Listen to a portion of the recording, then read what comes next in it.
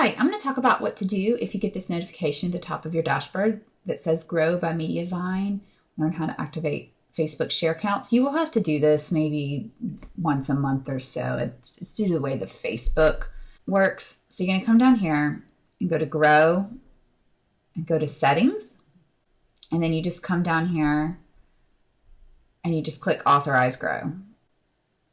If you've already signed in, it will just kind of automatically authorize.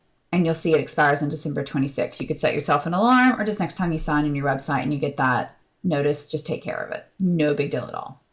Okay, this next part is optional, but if you want to enable Twitter tweet counts, I'm going to show you how to do that. You go to Grow, Settings, come down here and click Enable Twitter tweet counts and do it via twit count. Then make sure you're logged in with a Twitter account that you want to connect. Go to twit count, give me my Twitter counts back. It's going to ask to authorize the app. You can go to Account and Settings, and that's where you put in your website, click Save, and then it just automatically does it. There's no code that you have to come back and put here. So it's not too terrible. You just authorize this twit count, and it just pulls it in through twit count.